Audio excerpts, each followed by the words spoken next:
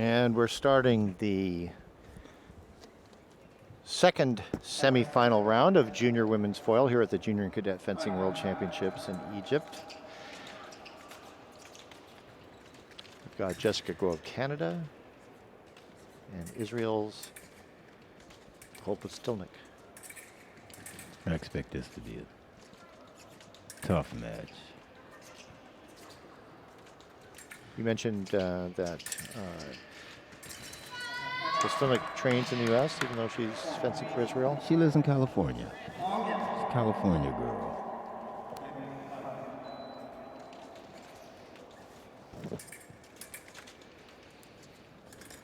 And I believe Jessica's in Toronto.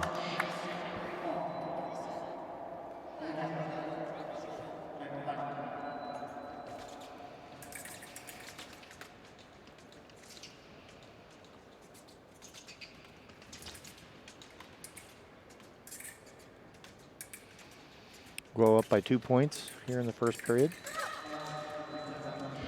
Make that one now. 1-2.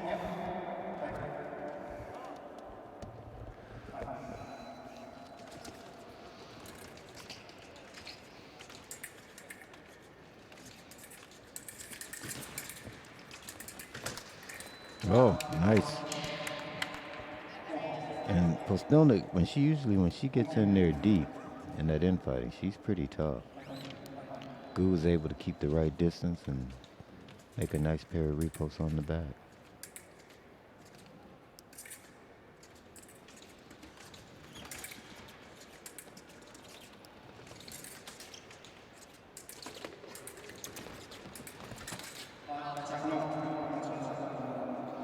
Off target.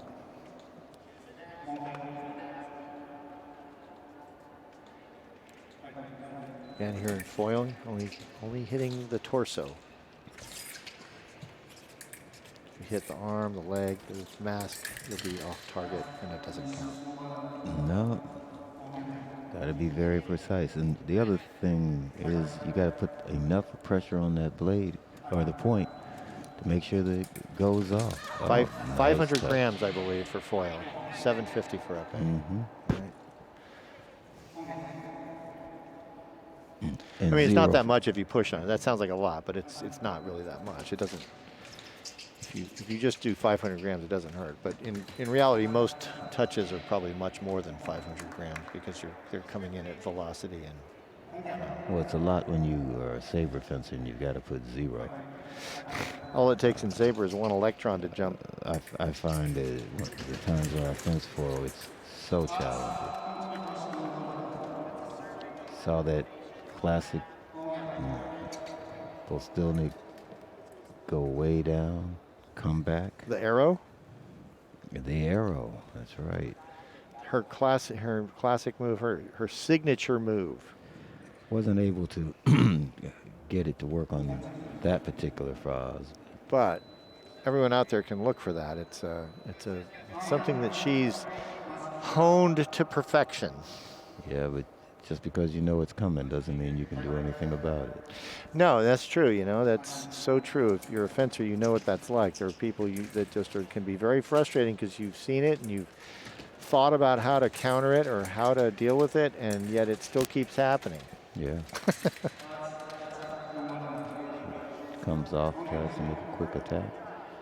And part of it's just because it comes at random times where you might not be expecting it. You know, you can't exactly predict it. Simultaneous attacks. PUSTILNIK wants to straighten that blade out. Yeah, there are different regulations for the different weapons for how much curve you can have in the blade, and foil's sort of in the middle. Epee has to be, you know, epee blades can bend a little bit. They're very stiff though. Yeah. The little being the operational load. Well, that's actually it's kind of a safety thing because you want them to bend a little bit. They are stiff.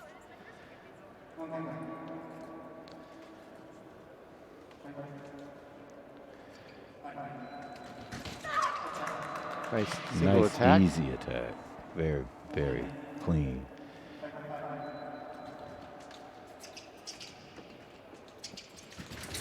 Back in the days when we used to allow the flick in foil, you'd see a lot of blades bending at a Oh, very yeah. deep level.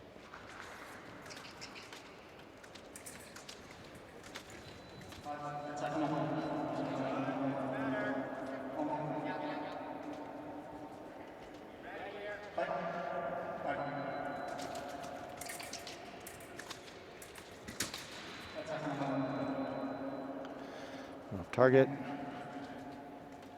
That crouch saved her. Oh, yeah. She uses that to perfection.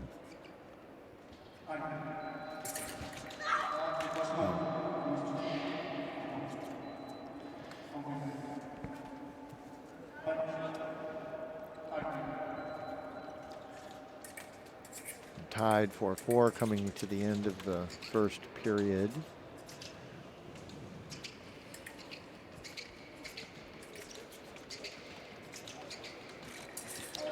Inviting with a point in line and then countering once she takes the attack and taking the point, taking the touch.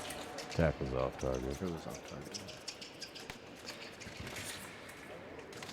Displacing that target, so hard to hit her. It's just so hard to hit her. And she is very good with her repos. Right.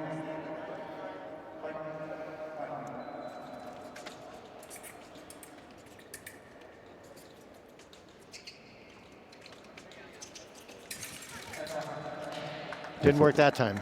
Yeah. Well, she's a very difficult fencer to fence if you fence her game for sure. Coming up to the break. There it is. 1 minute for both coaches to give some advice as to how to get past this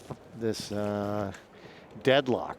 Oh, yeah. Well, this is the physical game of chess, you know. You've seen what their opens are. Now we want to see what the next move will be in this next round. Pustilnik's been doing her classic, you know, I mean, just working, moving. I think the only thing that they're going to figure out with her is, okay, so I'm able to make the defense, but how am I going to make sure that my repost is effective? GUO's got to figure out how am I going to hit her. You know, I mean, that's her stock and trade, is making sure that she can hit without being hit.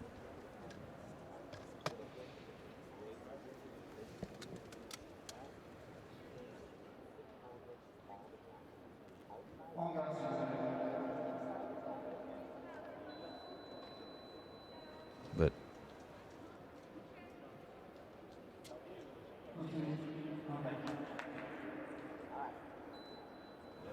I'll go. Okay.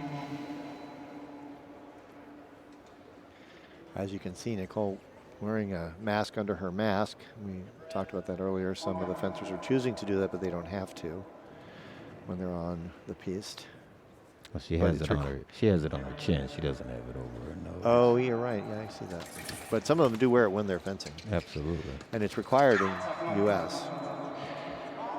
Nice attack by Nicole with resulting in 6-5. Seems like they're picking up the pace here a little bit. Cole's able to counterattack in.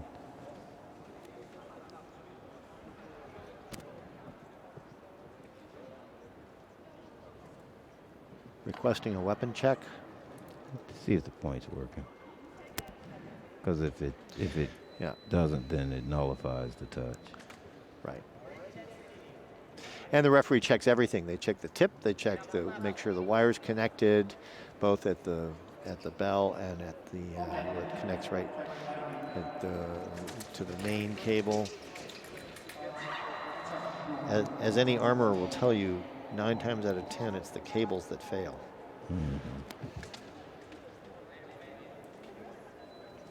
Once again, it's so hard to hit Nicole.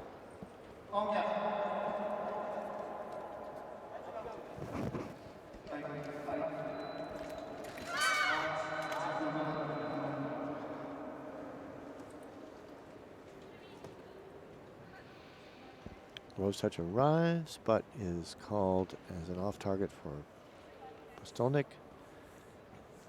Be interesting to see what the referees decide on this one. She asked for a review. Jessica did. Confirmed it was off target, so nothing done, nothing gained.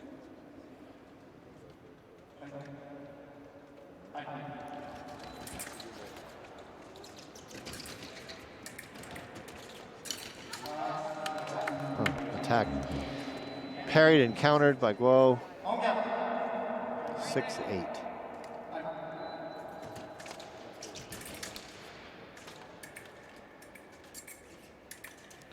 So she sort of uses that arrow move defensively and offensively. She sort of does both, doesn't she?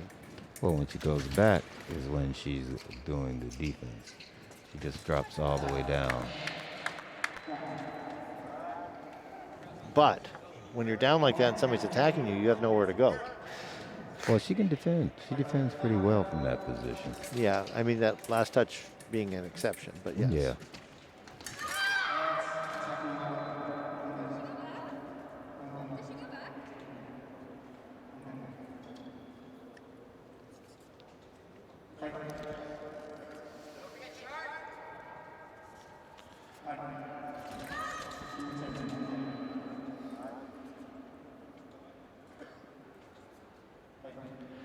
Referee in this match is Mr. Herdskov from Denmark.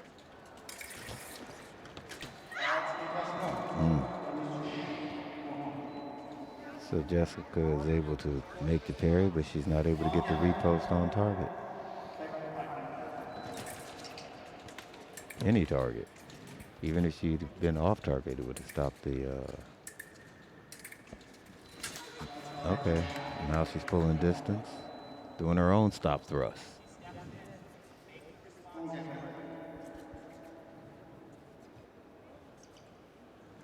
Hear coach saying when she steps in, make the response short.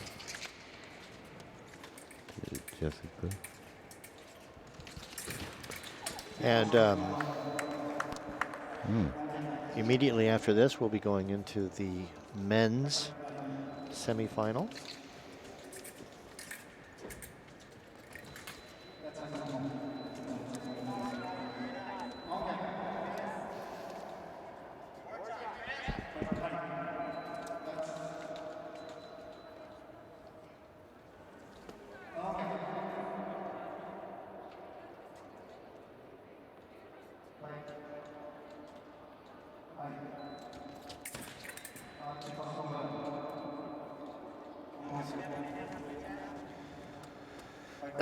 This is an important touch. This is for, I feel like this is for world dominance, literally to go for the gold. They're really trying to establish who's going to be able to, which game is going to work. But these girls are very, very well matched. They're very equally matched. Neither one is. Both attack. Two strong attacks.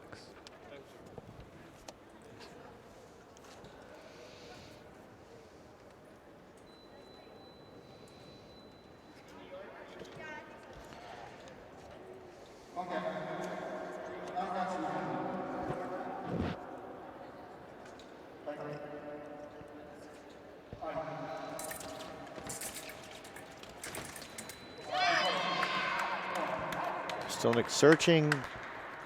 Hits off Tarja. She pressed her. But yeah, she tried to get the remise in. Yeah. GUO takes the point to 9-9. We're basically halfway through the second period, so we're halfway through the whole round, and we're basically no farther than when we started. And this is, Nicole has done that so effectively, but this time Jessica's able to put a point on it.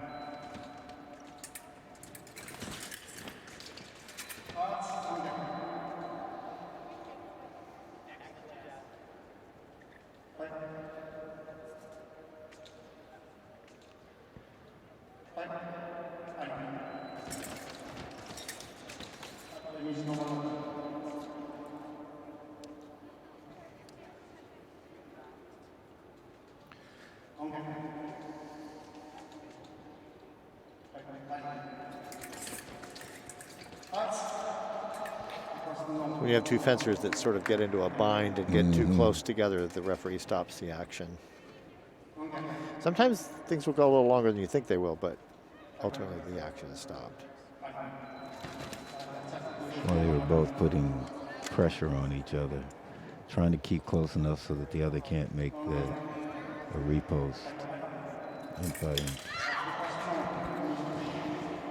Nice attack by Nicole. Arrives. Jessica parried it. She just didn't get the repost in. Right. Nicole's able to make the remise. Right. If GUO had come back and hit her on a valid target area, then she would have gotten it, but she missed.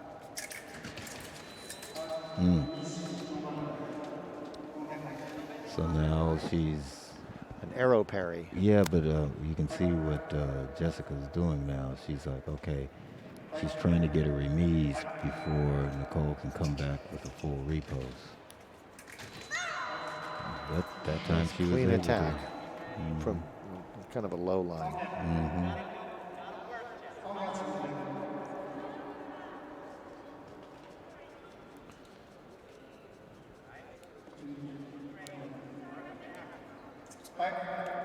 She got hip flexor. It looks like she got strained it, twitched it a little bit.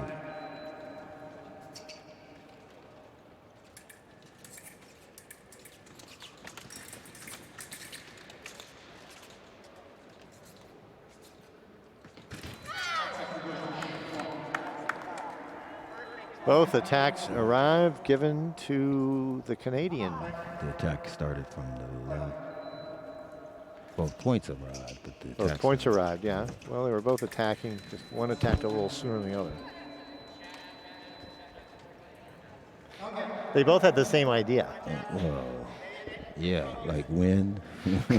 But it's a timing thing. Yeah, that right-of-way thing just seems to elude you sometimes. Oh, I fully admit that. Having been an épée fencer for 30 or 40 years, I never had to really think about that. Novel concept. Yep. Once again, the attack is starting. PUSTILNIK her defense is incredible, and her attack is also very strong. But if you can overcome that defense, then her defense, that's something.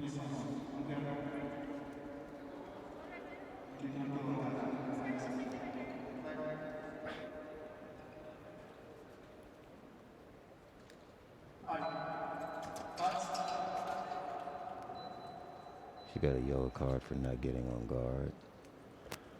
Yeah. What did I do? You didn't get on guard when I told you to. You didn't listen. And now they're adjusting the scoring machine.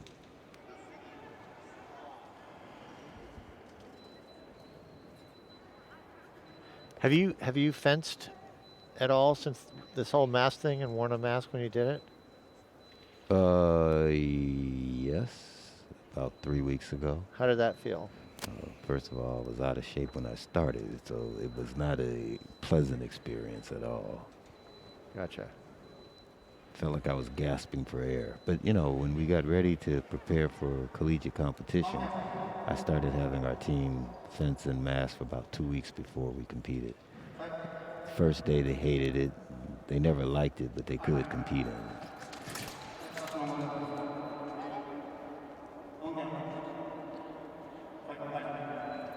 Half a minute out from the end of the second period. 11-11. Looks quite likely that we'll be going into the third period to get a winner that will advance to the gold medal round. And it could be either one of them at this point. Well, considering they're tied and look like they're fencing at an extremely even.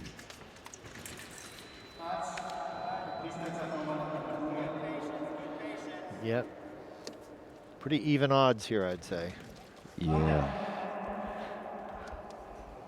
I wouldn't be taking this one to Vegas for sure. Or Macau.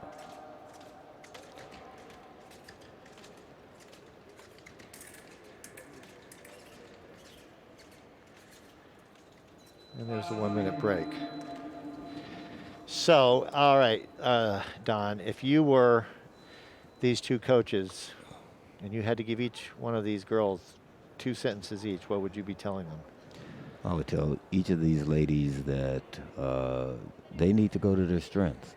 They need to go with what they do best, and they need to be very focused and intense on getting that job done. They know what their strengths are. For Jessica, it's making a solid attack or a clean parry repost. For Nicole, it's working her defense and making sure that she gets her point on. And once she slows her opponent down, going to that very fast attack that she has. So I would say, come out. For Jessica, it would be making the attack, and for Nicole, making sure her defense worked. Well, we're 5 seconds away from the final period where we're going to have a winner. I mean, unless it's tied at the end of the third period, in which we go into sudden death, but and the way this one's going, could happen. It could. I think they'll be able to score. One of them will score 4 touches in the next 3 minutes, is my guess.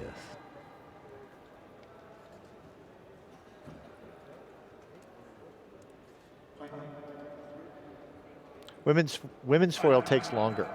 Actually, in a team foil event, they give it almost a half hour more time. And it's because of all the off targets, the reviews, everything, Yeah, the off target, I would like to see an actual statistics of the number of off targets in women's foil versus the other weapons. Well, we don't have a lot of off targets in I was going to say that bad.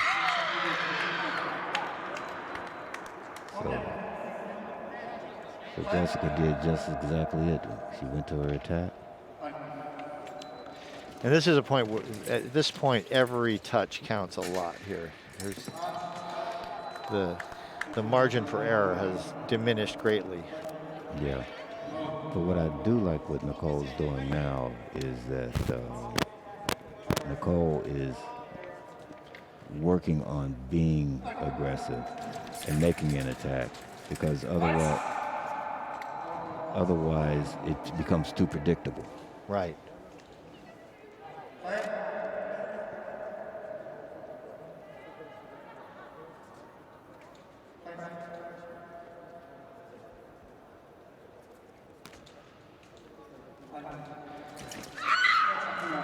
Single touch, now it's 12-12. With opposition, you just made it once again. If you can't hit it, you can't score a touch. And once it going to the attack.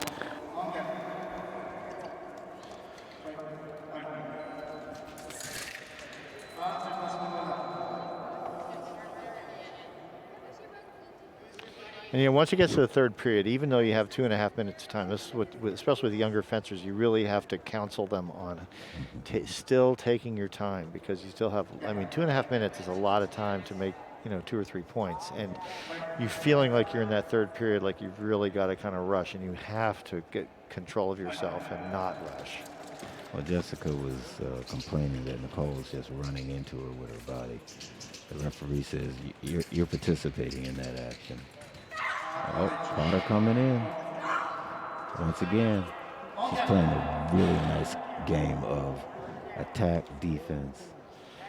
So GUO needs to kind of get a good strategy going here, or she's going to have any... Her strategy's got to be attack. She's got to go with an attack parry repost game right now, which is very different against Nicole.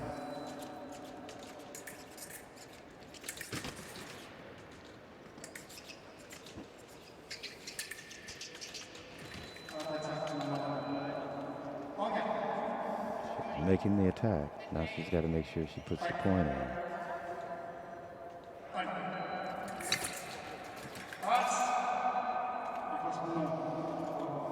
Go to core.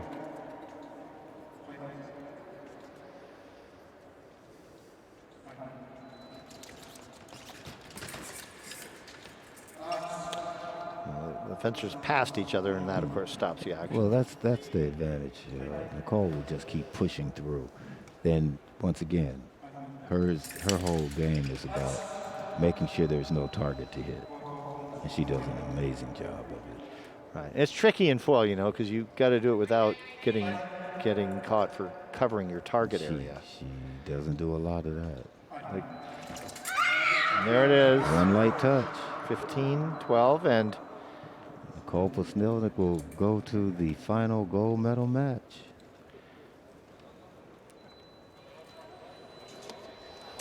that's right. And that's coming up after the men's semifinals, where she will face May 2